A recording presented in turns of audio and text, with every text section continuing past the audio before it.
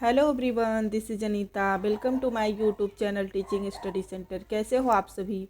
I hope आप सब अच्छे होंगे और अपनी अपनी तैयारी में लगे होंगे क्योंकि एग्ज़ाम नज़दीक है। तो चलिए आज की वीडियो में फिर से हम लोग देखिए ईवीएस का वही पेडागोजी डिस्कस करने वाले हैं, जिसमें से हम लोग देखेंगे आज जो है 24 दिसंबर को जो पेपर हुआ था हमारा, वो हम लोग देखेंगे। तो चलिए वीडियो को स्टार्ट करते हैं। अगर वीडियो अच्छी लगे तो लाइक शेयर एंड हमारे चैनल को सब्सक्राइब कीजिएगा। देखिए आपके सपोर्ट से भी हमें मोटिवेशन मिलता है, तो प्लीज़ आप हमारे चैनल को सब्सक्राइब कीजिए और हमसे जुड़िए।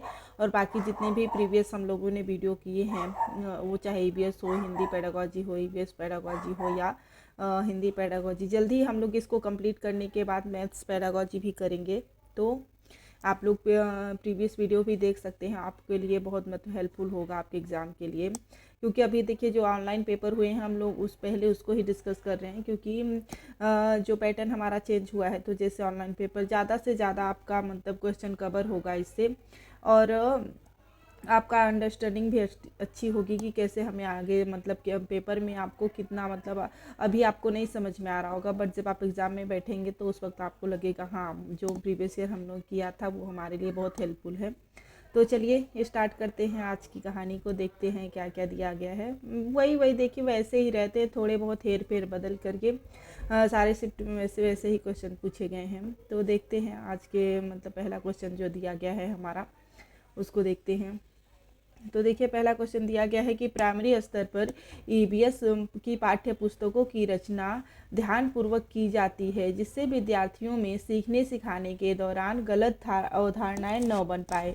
आपके अनुसार पाठ्य पुस्तकों की कौन सी विशेषताएं इसके लिए सबसे उपयुक्त हैं? मतलब वो बेसिकली कह रहा है जो प्राइमरी स्तर पर ईवीएस की जो पाठ्य पुस्तकें बनाई जाती है उसको बहुत ध्यानपूर्वक बनाया जाता है, मतलब कोई भी गलतियाँ न हो, जिससे मतलब विद्यार्थियों को सीखने सिखाने में मतलब ऐसा कुछ भी कंसेप्ट न दे दिया जाए जिससे मतलब बच्चे की गलत अवधारणाएं बन जाए, उसमें गलत कंसेप्ट न बन पाए। इसके लिए वो उसको बहुत ध्यानपूर्वक मतलब डिजाइन किया जाता है, बनाया जाता है। तो वही पूछ रहा है कि सबसे बेहतर क्या होगा, जित मतलब ऑप्शन जो दिए गए हैं इसमें सबसे बेहतर क्या होगा जिस मतलब जो सीखने के लिए क्या प्रत्ययों का विस्तार किया जाता है जिससे स्पष्टीकरण हो सके तथा गलत प्रत्यय न बन सके, या दूसरा दिया है महत्वपूर्ण कृतियों की परिभाषाएं पाठ्यपुस्तक में दी जाती हैं, या तीसरा ऐसे प्रत्यय जो कम आयु के विद्यार्थियों को समझ न आए उन्हें स्तर पर दिया जा सकता है, परिचयात्मक स्तर पर दिया जा सकता है, या चौथा उपयुक्त सभी।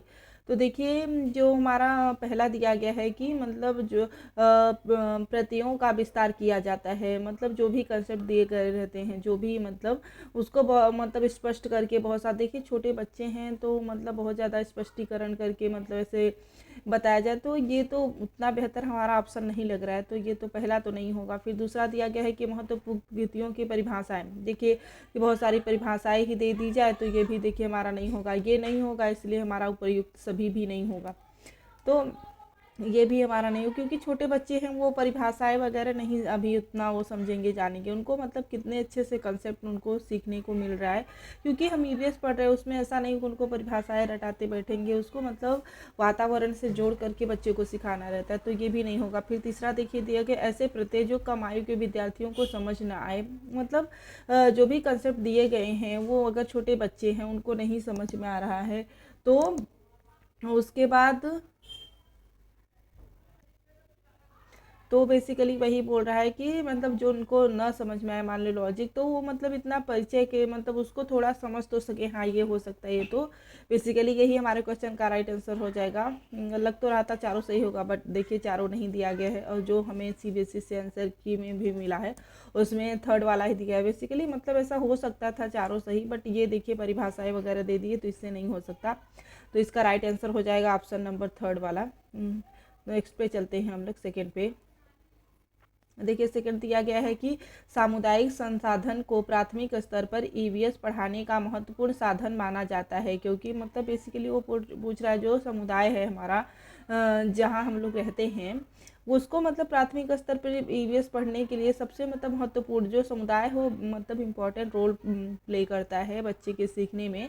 महत्वपूर्ण साधन, देखिए महत्वपूर्ण साधन माना जाता है। तो क्यों महत्वपूर्ण साधन माना जाता है? क्या यह सस्ता है, इसमें अनुभवी व्यक्ति होते हैं, या यह अनुभवों से सीखने का अवसर देता है, क्या यह आसानी से उपलब्ध होता है? देखिए यह सस्ता होता है मतलब समुदाय फ्री में मिल जाता है, सस्ता होता है, ये सबसे कुछ लेना देना नहीं है, तो ये तुम्हारा राइट होगा ही नहीं। फिर अनुभवी व्यक्ति होते हैं, मतलब ऐसा भी नहीं है कि अनुभवी व्यक्ति होते हैं तभी बच्चे सीखेंगे, ये भी इसका मतलब बेहतर ऑप्शन नहीं है। फिर देखिए चौथा दिया गया है कि आसानी से उपलब्ध हो सकता है, तो ये भी नहीं होगा। बेसिकली इसका राइट आंसर हो जाएगा यह अनुभवों से सीखने का अवसर देता है, मतलब बच्चा इस पे अपने समुदाय में बार बार अब खुद मतलब कोई भी कार्य करके सीखता है, उसकी वजह से उसको सीखने के बहुत सारे अवसर प्रदान करता है। तो यही हमारे क्वेश्चन का राइट आंसर हो जाएगा। फिर नेक्स्ट पे चलते हैं हम लोग। देखिए नेक्स्ट दिया गया है तीसरा, कक्षा 5 के ईवीएस के विद्यार्थी अनुमान लगाते हैं कि एक छोटे डिब्बे को भरने के लिए कितने चने के दानों की आवश्यकता होगी। इस क्रियाकलाप द्वारा कौन सी प्रक्रिया कौशल का विकास होगा? मतलब पूछ रहा है बेसिकली कि छोटे बच्चे हैं जो मतलब एक डिब्बे में चना भर रहे हैं, तो बोल रहे हैं कि मतलब कौन सा लॉजिक लगा रहे हैं, क्या कर रहे हैं वो लोग कि जिससे मतलब उनके कौन से कौशल का विकास हो गया, क्या वर्गीकरण का, संप्रेषण का, प्रयोग करना या अनुमान लगाना। तो देखिए बेसिकली वो लोग अनुमान लगाने का ही काम कर रहे हैं, तो इसका राइट आंसर भी अनुमान लगाना ही होगा, क्योंकि वो लोग बोल रहे हैं ना कि कितने चने के डिब्बे में कितने भरे जा सकते हैं, कितने दाने की आवश्यकता होगी, तो वो लोग अनुमान ही लगा रहे हैं बेसिकली। तो इसका राइट आंसर हो जाएगा ऑप्शन नंबर 4। नेक्स्ट पे चलते हैं हम लोग, क्वेश्चन नंबर 4 पे देखते हैं, पेड़ पौधे एवं परिवार एवं मित्र नामक थीम का हिस्सा है, इस प्रकार के स्थापन का कारण है। मतलब जो बेसिकली दिया गया है कि परिवार और मित्र है, उसमें मतलब ये पेड़ और पौधों को दिया गया है उस थीम का हिस्सा, इस प्रकार मतलब क्या कारण है जो इसको रखने का? क्या विद्यार्थियों को इस योग्य बनाना कि वे पेड़ पौधे एवं जंतुओं को अपने परिवार का हिस्सा माने, या दूसरा देखिए दिया गया है पेड़ पौधे एवं जंतुओं के प्रति विद्यार्थियों में संवेदनशीलता विकसित हो, या उन रूढ़िबद्ध धारणाओं को तोड़ना जिनके द्वारा अनुसार पेड़ पौधे एवं पशु हमारे परिवार का हिस्सा नहीं हो सकते। तो देखिए ये तो नहीं लग रहा है कि रूढ़ी मतलब इसलिए दिया गया है कि मतलब बच्चे जो है कि परिवार का हिस्सा नहीं बन पाते पेड़ पौधे, ये नहीं होगा। देखिए इसका मतलब ऐसा कुछ रूढ़िबद्ध धारणाओं को तोड़ने के लिए नहीं दिया गया, बेसिकली वो मतलब बच्चा जोड़ के पढ़ सके, उसको समझ सके, इसके लिए दिया गया है।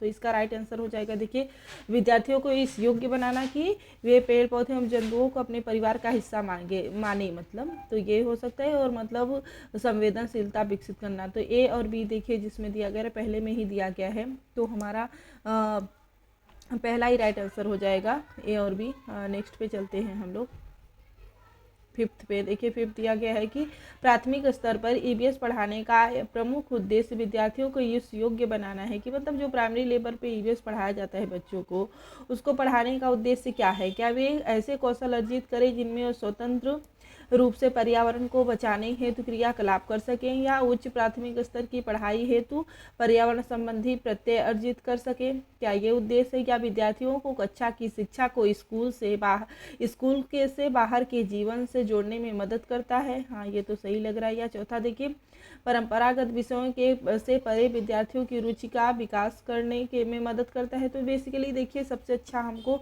ये तीसरा वाला ही लग रहा है, क्योंकि विद्यार्थियों को कक्षा की शिक्षा जो मतलब विद्यालय में बच्चों को शिक्षा दी जाती है, उनके शिक्षा को बाहर की दुनिया में जोड़ना, जिससे मतलब वो घर पे और आसपास जहाँ भी मतलब बच्चे जाते आते हैं उसमें अपने जो उन्होंने स्कूल में सीखा है उसको जोड़ सके, तो मतलब बेहतर तरीके से सीखेंगे। तो राइट आंसर हो जाएगा ऑप्शन नंबर 3।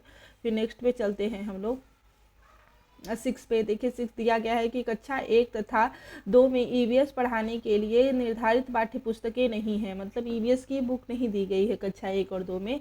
निम्नलिखित में से कौन इसका सबसे उपयुक्त कारण है? तो देखिए ये वाला क्वेश्चन हम लोग ने पता नहीं कितने शिफ्ट में डिस्कस कर चुके हैं, तो देखते हैं क्या क्या है इसमें। फिर से वही ईवीएस की पाठ्य पुस्तकें विद्यार्थियों के लिए स्कूल के बस्ते को भारी बना देती हैं। कक्षा 1 और 2 के विद्यार्थी ईवीएस को सरलता से से नहीं समझते, या तीसरा ईवीएस को भाषा तथा गणित के माध्यम से गणित के साथ एकीकृत किया गया है, या चौथा कक्षा 1 एवं 2 के विद्यार्थी ईवीएस जैसे एक अतिरिक्त विषय का बोझ नहीं मतलब विषय का बोझ नहीं डाला जा सकता है, मतलब कक्षा 1-2 के विद्यार्थियों पर। तो देखिए इसका कोई ऐसा उद्देश्य नहीं है कि बोझ की वजह से कि उनके ऊपर बोझ हो जाएगा, इसके लिए अतिरिक्त नहीं दिया जाएगा। और ईवीएस को नहीं समझते, क्योंकि ईवीएस में तो बच्चों को ज़्यादा मज़ा आता है ना, मतलब उनको इंटरेस्ट आता है, तो ये भी नहीं। और बस्ते को भारी बना देती है, ऐसा कुछ भी उद्देश्य नहीं। उसका उद्देश्य है कि मतलब बच्चे गणित और हिंदी के माध्यम से ही मतलब उनको एकीकृत किया गया है। पहली और दूसरी कक्षा में जो भी ईवीएस है उनके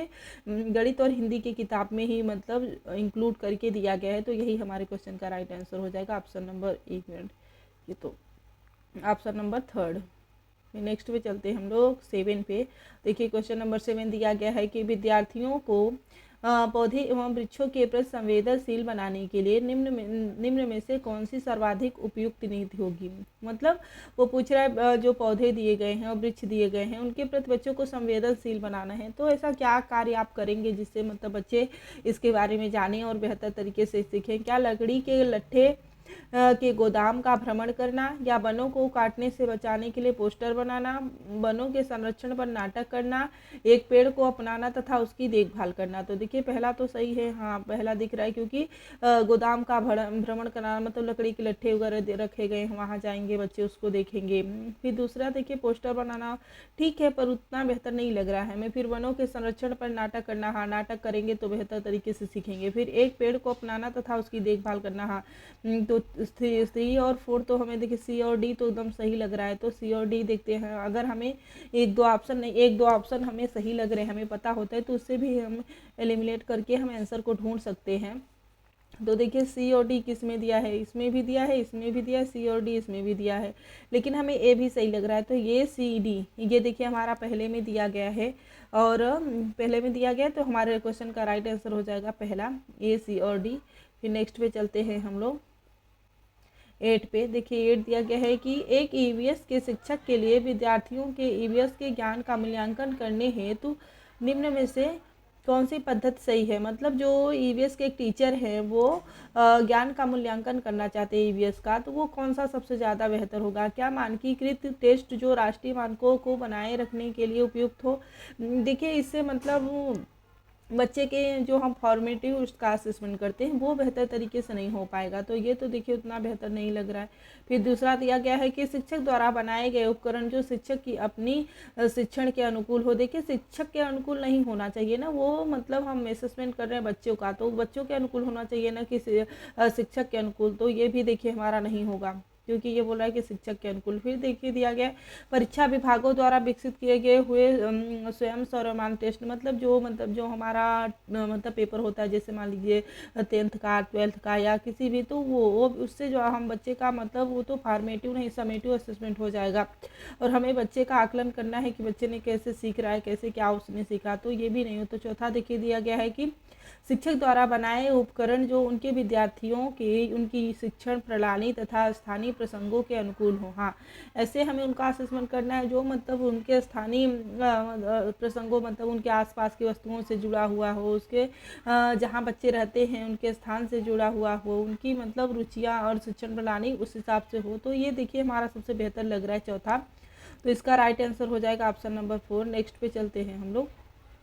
देखिए नेक्स्ट दिया गया 9 कि आदर्श रूप से निम्न में से कौन सा विकल्प विद्यार्थियों द्वारा किए गए क्रियाकलापों के पश्चात उनके सीखने को दृढ़ करने के लिए होता है। मतलब जो बच्चों ने विद्यार्थियों ने कुछ भी मान लीजिए सीखा विद्यालय में, उसके बाद कोई भी क्रियाकलाप किया, क्रियाकलाप करने के बाद उसको और भी मतलब स्ट्रॉन्ग जोन में सीखा, मतलब भूले नहीं बच्चे, तो उसके लिए क्या टीचर को करना चाहिए कि वो और भी स्ट्रॉन्ग हो जाए। क्या घर पर किए गए क्रियाकलाप, या शिक्षक द्वारा क्रियाकलापों का स्पष्टीकरण, या कक्षा में आपसी विचार विमर्श, या ईवीएस की कॉपी में रिकॉर्ड बनाए रखना। तो देखिए ईवीएस की कॉपी में रिकॉर्ड बनाए रखना, तो इससे तो कुछ बेहतर उतना होगा नहीं, तो ये तो देखिए हमारा राइट आंसर नहीं होगा। फिर देखिए दिया गया है कि मतलब घर पर किए गए क्रियाकलाप होंगे तो मतलब सारे बच्चे तो उसमें इन्वॉल्व नहीं होंगे, फिर वो अलग अलग किए रहेंगे, तो इससे भी उतना बेहतर नहीं होगा। फिर देखिए दिया गया है कि शिक्षक द्वारा क्रियाकलापों को मतलब शिक्षक ने क्रियाकलाप करवाया उसका स्पष्टीकरण, मतलब उसके बारे में बता दे हो गया, तो देखिए ये शिक्षक के बताने से भी उतना बेहतर नहीं होगा। फिर तीसरा दिया गया कक्षा में आपसी विचार विमर्श। हाँ, जब बच्चे कक्षा में आपस में विचार विमर्श करेंगे, जो उन्होंने किया है, जो बच्चों ने सीखा है, जो मतलब क्रियाकलाप बच्चों ने किया, उसके बाद स्कूल में आकर उस टॉपिक पे बातचीत करेंगे, तो उनका जो मतलब जो सीखा है वो और भी स्ट्रांग होगा। तो इसका राइट आंसर हो जाएगा ऑप्शन नंबर 3। फिर नेक्स्ट पे चलते हैं हम लोग, देखते हैं, 1 मिनट।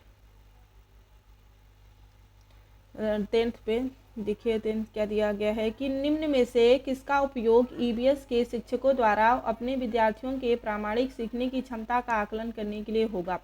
तो देखिए वो पूछ रहा है बेसिकली कि मतलब बच्चों का जो प्रामाणिक आकलन होता है, उसको सीखने की क्षमता होती है, मतलब जो हम लोग उसके सीखने का आकलन करते हैं कि बच्चों ने कैसे सीखा, तो किससे हम उसको बेहतर मतलब आकलन कर सकते हैं। क्या तिमाही टेस्ट, दत्त कार्य की नोटबुक, या पोर्टफोलियो, या कक्षा में व्यवहार। कक्षा में बच्चों ने व्यवहार कैसे किया, क्या उससे कर सकते हैं, या तिमाही मतलब 3-3 महीने में उसका टेस्ट लेकर उससे पता लगा सकते हैं, या दत्त कार्ड कोई भी असाइनमेंट दे करके उस बच्चों का, इससे देखिए इन सबसे बेहतर तरीके से हम उसका मतलब असेसमेंट नहीं कर सकते। बेसिकली पोर्टफोलियो होता है जिसमें हम उसके बच्चे के प्रगति के आकलन कर सकते हैं। तो देखिए वही बेसिकली हमसे पूछ रहा है, विद्यार्थियों के प्रामाणिक सीखने की क्षमता का आकलन, तो यही देखिए दिया है। तो इसका राइट आंसर हो जाएगा हमारा पोर्टफोलियो, क्योंकि पोर्टफोलियो से ही बच्चे मतलब बेहतर तरीके से सीखते हैं। मतलब मैं भी क्या बोल रही हूँ, मतलब उनके सीखने का जो लेखा जोखा होता है साल भर का, बच्चों ने कैसे कैसे प्रोग्रेस किया, तो ये पोर्टफोलियो में हम मतलब प्रामाणिक रूप से रखा रहता है। वो नेक्स्ट क्लास में गया तो पिछले क्लास में उसका प्रोग्रेस कैसा रहा, कैसे बच्चों ने सीखा, तो बेसिकली इसका राइट आंसर हो जाएगा ऑप्शन नंबर 3। फिर नेक्स्ट पे चलते हैं हम लोग 11th देखिए दिया गया है कि हम चीज़ें कैसे बनाते हैं, जो मतलब बेसिकली थीम दिया गया है, 6वां थीम है इसका ईवीएस का, जो हमें पढ़ना रहता है मतलब ईवीएस में जो सिलेबस में दिया गया है, तो उसका ही पार्ट है जिसमें पूछ रहा है हमसे कि हम चीज़ें कैसे बनाते हैं, पढ़ाने में निम्नलिखित में से कौन सी युक्त अथवा स्रोत सबसे अधिक उपयुक्त है। मतलब यह बेसिकली जो चीज़ हम बनाते हैं, जो कोई भी काम हम करते हैं, तो उसको सीखने के लिए सबसे बेहतर क्या हो गया, क्या किसी ऐतिहासिक भवन का भ्रमण करना और उसके निर्माण सामग्री तथा निर्माण नमूनों को पहचानना, या विभिन्न क्षेत्र के लोगों द्वारा सिर पर धारण करने वाले पहनावे पर चर्चा करना, या तीसरा देखिए दिया गया है कि संदर्भ में पुस्तकों से विभिन्न प्रकार के बर्तनों के विषय में अनुदेशन, या चौथा खेती से संबंधित विभिन्न प्रकार के औजारों की आकृति चित्रों को विद्यार्थियों के साथ साझा करना। तो देखिए बेसिकली हमको मतलब चीज़ें हम कैसे बनाते हैं, कैसे यूज करते हैं, तो कैसे हम कोई कार्य को कर सकते हैं, तो इसको सिखाने के लिए सबसे बेहतर हमारा देखिए पहला ऑप्शन लग रहा है। क्योंकि मतलब मान लीजिए कोई भी भवन है, हम लोग उसको मतलब चलिए फॉर एग्जांपल हम बच्चों को आनंद भवन दिखाने ही ले गए, तो मतलब उसमें उस भ्रमण करेंगे, वो देखेंगे, और उसके बाद वहाँ चीज़ों का कैसे निर्माण हुआ है, ये मतलब चीज़ें कैसे कैसे बनी हैं, कैसे, तो उनको पहचानेंगे, उनके जानेंगे, तो वो चीज़ों को बेहतर तरीके से सीखेंगे। तो इसका राइट आंसर हो जाएगा ऑप्शन नंबर 1। फिर नेक्स्ट पे चलते हैं हम लोग 12 पे। देखिए दिया गया है कि तीसरी कक्षा के विद्यार्थी अपने परिवार के सदस्यों के विषय में सीखते हुए चौथी कक्षा में परिवार के वृक्ष की ओर बढ़ते हैं तथा 5वीं कक्षा में परिवार पर गमन के विचार की तरफ बढ़ते हैं। इस थीम में पाठचर्या उपागम है। मतलब बेसिकली वो पूछ रहा है, देखिए तीसरी कक्षा में तो परिवार के सदस्य के बीच में, फिर चौथी कक्षा में आया तो मतलब परिवार वृक्ष की ओर बढ़ते हैं, फिर जैसे ही मतलब 5वीं कक्षा में गया तो फिर मतलब परिवार परिगमन, मतलब बेसिकली धीरे धीरे वो आगे की ओर जा रहा है। मतलब तो वही पूछ रहा है कि मतलब ये मतलब कैसा ये इसका प्रोग्रेस हो रहा है, क्या है। तो बेसिकली देखते हैं, ऑप्शन दिया गया है पहला कि अमूर्त से मूर्त, वैश्विक से स्थानिक, स्थानिक से वैश्विक, या सामान्य से विशिष्ट। तो देखिए पहले बच्चा धीरे धीरे मतलब आसपास के वो मतलब पहले देखिए कहाँ था, पहले परिवार में था, फिर परिवार से पेड़ से मतलब परिगण, मतलब जैसे जैसे अगली अगली कक्षा में जाता जा रहा है बच्चा, वैसे वैसे मतलब बहुत दूर दूर के लिए तो वो स्थानीय से बेसिक की ओर जा रहा है। मतलब पहले बच्चा आसपास की चीज़ों को जान रहा है, फिर गाँव को, फिर मतलब धीरे धीरे मतलब आगे की ओर बढ़ रहा है। तो इसका राइट आंसर हो जाएगा ऑप्शन नंबर 3। फिर नेक्स्ट पे चलते हैं हम लोग, क्वेश्चन नंबर 13। तो देखिए क्वेश्चन नंबर 13 दिया गया है कि निम्नलिखित में से कौन सा तत्व एक अध्यापक को पर्यावरण अध्ययन के पाठ योजना में रखने के लिए विचार करना चाहिए। मतलब एक मतलब ईवीएस के टीचर हैं, वो मतलब पाठ योजना बना रहे हैं मतलब ईवीएस का, तो वही बेसिकली पूछ रहा है कि कौन कौन से विचार उनको रखना चाहिए। मतलब पाठ योजना बनाने के लिए क्या क्या करना चाहिए, क्या अनुदेशन, विशिष्ट उद्देश्य, छात्रों की पर्यावरण सजगता, या प्रमुख अवधारणाएं और प्रक्रिया कौशल, या सामान्य उद्देश्य। तो देखिए विशिष्ट उद्देश्य, सामान्य उद्देश्य, ये तो अनुदेशन, हाँ ये इसको भी रखेंगे, ये सामान्य उद्देश्य भी रखेंगे। फिर प्रमुख अवधारणाएं और प्रक्रिया कौशल, हाँ ये भी होगा। फिर मतलब छात्रों की पर्यावरण सजगता, मतलब ये तो हमें कैसे पता चलेगा, तो ये हम नहीं कर सकते, बाकी ये 3 कर सकते हैं। तो देखिए पहला, दूसरा और तीसरा जिसमें रहेगा, ये इधर नंबरिंग नहीं है, चलो कोई नहीं। पहला ये और ये बी और सी, तो ए बी सी। तो देखिए बेसिकली दिया गया है ये हमारा, ये सी और डी ये चौथा में दिया गया है। तो इसका राइट आंसर हमारा हो जाएगा ऑप्शन नंबर 4। फिर नेक्स्ट पे चलते हैं हम लोग 14 पे। तो देखिए 14 देखते हैं, दृष्टिबाधित विद्यार्थियों के लिए निम्नलिखित में से कौन से युक्ति पर्यावरण अध्ययन के लिए सबसे अधिक उचित होगी। मतलब बेसिकली वो पूछ रहा है जो मतलब बच्चे देख नहीं सकते, उन विद्यार्थियों के लिए सबसे अच्छा मतलब पर्यावरण सिखाने के लिए सबसे बेहतर क्या हो सकता है, किससे मतलब जो बच्चे देख नहीं रहे हैं वो कैसे पर्यावरण अच्छी तरीके से सीख सकते हैं। बेसिकली यही क्वेश्चन पूछने का उद्देश्य है। तो देखिए पहला दिया गया, श्रवण पाठ्य पुस्तक वस्तु तैयार की जाए। हाँ, अगर बच्चा देख नहीं सकता तो उसको सुनने वाली मतलब पाठ्य वस्तुएं जिससे मतलब बच्चे सुन करके सीख सके, तो ये करना चाहिए। तो ये भी हाँ हमारा सही लग रहा है। फिर दूसरा देखिए दिया गया, स्पर्श वस्तुओं या बड़े अक्षरों में विषय वस्तु का उपयोग किया जाए। या तीसरा देखिए दिया गया है, अवधारणाओं की सरल चित्र तथा मूर्त ठोस वस्तुओं द्वारा व्याख्या की जाए। या चौथी देखिए, जहाँ तक संभव हो पाठ्यपुस्तक को अधिक से अधिक मूर्त निश्चित बनाया जाए। तो एक मिनट, हाँ तो इसमें देखिए बेसिकली जो हमारा पहला दिया गया है, और देखिए दूसरा दिया गया है जो हमारा कि ये स्पर्श वस्तुओं या बड़े अक्षरों के वस्तु का उपयोग किया जाए। मतलब स्पर्श करके बच्चा कोई भी चीज़ है उसको स्पर्श करेगा, टच करके सीखेगा। अगर वो मतलब देख नहीं सकता तो टच करके सीख सकता है। तो ये भी हमारा हो सकता है, क्योंकि स्पर्श करके वस्तुओं को, कोई भी ठोस वस्तु है उसके पास, उसको स्पर्श करके वो उससे सीख सकता है। फिर देखिए अवधारणाओं की सरल चित्र तथा मूर्त ठोस वस्तुओं द्वारा व्याख्या की जाए। मतलब ये उतना बेहतर नहीं होगा कि व्याख्या करके सिखाया जाए। तो ये देखिए फिर चौथा देखते हैं, जहाँ तक संभव हो पाठ्यपुस्तक को अधिक से अधिक मूर्त निश्चित बनाए। मतलब ऐसी वस्तुएं हों जिसमें मतलब मूर्त रूप दिया गया हो, जिससे बच्चा छू करके टच करके उसको सीख सके। तो ये भी ठीक लग रहा है हमारा। तो बेसिकली हमारा देखिए ये सब पहले में केवल एक, दूसरे में केवल बी, मतलब देखिए ये भी सही हमारा, ये भी सही है, बी भी सही है। तो मतलब हम केवल ए या केवल बी नहीं चूज कर सकते। फिर हमारा तीसरा दिया केवल सी। तो बेसिकली ये चौथा ही ऐसा बचता है जिसमें ये बी और डी थे, तो हमें ना चाहते हुए भी हमें चौथा चूज करना पड़ेगा। तो इसका राइट आंसर हो जाएगा ऑप्शन नंबर 4। नेक्स्ट पे चलते हैं हम लोग 15 पे, लास्ट क्वेश्चन पे बेसिकली। तो सलीम प्राथमिक कक्षाओं के विद्यार्थियों को जल, मतलब जो वाटर है उसके बारे में समझा रहा है। एक टीचर है सलीम, विषय पढ़ाने के लिए क्षेत्र भ्रमण कराना चाहता है, मतलब करना चाहता है। वो बेसिकली जो टीचर है वो जल के बारे में बताने के लिए क्षेत्र भ्रमण की योजना बनाया है। तो बेसिकली क्या सबसे बेहतर होगा, क्या जल संचय यंत्र, जोहड़, बावड़ी, खेजड़ी। तो खेजड़ी तो देखिए पेड़ का नाम है, वृक्ष का, इसमें तो क्या ही होगा। पहला देखिए जल संचय, जोहड़ी, बावड़ी ये सब जल से ही रिलेटेड है, जिसमें मतलब पानी वगैरह रखे जाते हैं। तो ये तीनों हमारे सही दिख रहे हैं, ये बी सी। तो बेसिकली इसका राइट आंसर हो जाएगा हमारा option number 4, A B C D. तो आज के वीडियो में हम लोगों ने इतने 15 क्वेश्चन ही रखे हुए हैं। मतलब बेसिकली रोज़ ही 15 ही रहता है। तो आई होप आप लोगों को वीडियो अच्छा लगा हो। अगर वीडियो अच्छा लगा हो तो लाइक शेयर हमारे चैनल को सब्सक्राइब कीजिएगा, और अपनी पढ़ाई में अच्छे से पढ़ाई करिए। तो चलिए, थैंक यू।